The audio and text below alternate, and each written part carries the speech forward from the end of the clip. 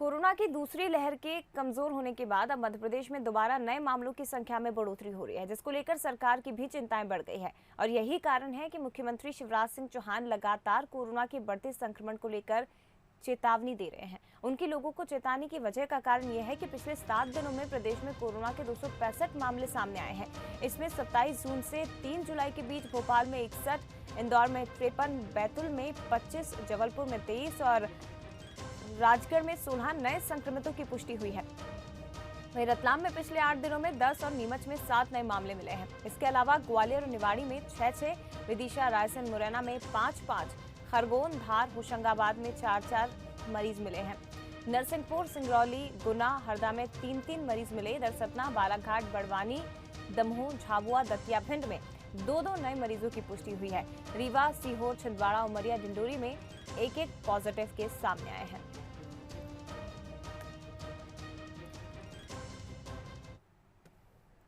विस्तार से जानकारी हम लेंगे। हमारे साथ संवाददाता वासु चौरे लाइव जुड़ गए हैं, सीधे उनका रुख करते हैं। वासु, एक टाइम ऐसा था जब हम डिस्कस कर रहे थे, जिस पर हम चर्चा कर रहे थे कि अब मध्य प्रदेश में कोरोना के आंकड़े बेहद कम हो गए हैं और अनलॉक मध्य प्रदेश को किया गया, तस्वीरें भी हम देख रहे हैं। लेकिन दूसरी तरफ अब एक बार फिर से वही सवाल कि लापरवाही कहीं भारी ना पड़ जाए, क्योंकि आंकड़े बढ़ रहे हैं।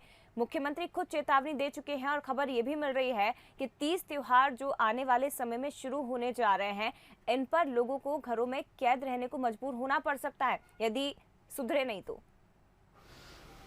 बिल्कुल जय, देखिए कोविड-19 का संक्रमण मध्य प्रदेश में काबू में आया, उसके बाद प्रदेश को पूरी तरह से अनलॉक कर दिया गया है। लेकिन ये अनलॉक सशर्त है कि आपको कोविड की तमाम सारी गाइडलाइंस का पूरा ध्यान रखना पड़ेगा, पूरा पालन करना पड़ेगा। लेकिन अगर बीते कुछ दिनों के अगर हम आंकड़े देखें तो कोविड के केसेस में थोड़ी सी वृद्धि देखने को मिल रही है और मुख्यमंत्री शिवराज सिंह चौहान ये साफ कर चुके हैं कि मैं एक-एक केस की, एक-एक मरीज की खुद मॉनिटरिंग कर रहा हूँ। अगर एक केस भी पिछले दिन से ज़्यादा बढ़ जाता है तो वो हमारे लिए चिंता का विषय होता है। ये बहुत अच्छी एक पहल है, बहुत अच्छी बात है कि एक-एक पर्सन टू पर्सन जो मॉनिटरिंग है वो एमपी में की जा रही है। जो कोविड पेशेंट्स हैं उनकी कॉन्टैक्ट ट्रेसिंग की जा रही है और लगातार टेस्टिंग पे जोर दिया जा रहा है। इसके बावजूद भी कि कोविड का संक्रमण बहुत हद तक काबू में है, लेकिन उसके बावजूद लगातार जो टेस्टिंग है वो की जा रही है, क्योंकि इस सब के बीच डेल्टा प्लस और अल्फा वेरिएंट के जो कोविड के नए पेशेंट सामने आए हैं, इन्होंने कहीं ना कहीं चिंता बढ़ा दी है। लेकिन उम्मीद यही है कि लोग जागरूक रहेंगे, तमाम सारी जो गाइडलाइंस है उनका अनलॉक के दौरान भी पालन करेंगे। सबसे इंपॉर्टेंट है आप मास्क पहनिए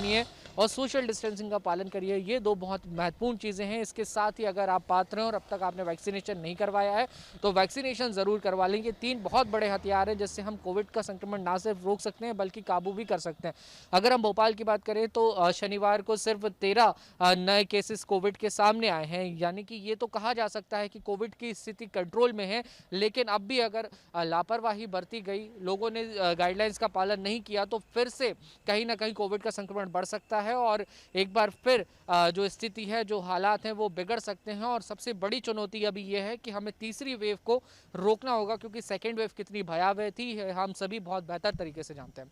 बिल्कुल, तीसरी वेव जो आने वाली है, जिसकी चेतावनी लगातार दी जा रही है, उससे आने से रोकना होगा और वो तभी रोकी जा सकती है जब हम सावधानियों को बनाए रखें, गाइडलाइंस का पालन करें, क्योंकि ये जो लापरवाही है वो हमें ही भारी पड़ती नजर आ रही है। और देखिए उसी का परिणाम है कि 7 दिनों में प्रदेश के कोरोना के 265 मामले सामने आ चुके हैं। हालांकि सरकार की तरफ से, प्रशासन की तरफ से तमाम कदम अभी भी उठाए जा रहे हैं, तमाम तैयारियां अभी भी की जा रही है, लेकिन थोड़ा सहयोग हमें भी करना होगा, गाइडलाइंस का पालन करना होगा, जिसके चलते कोरोना के संक्रमण को हम रोक सके। फिलहाल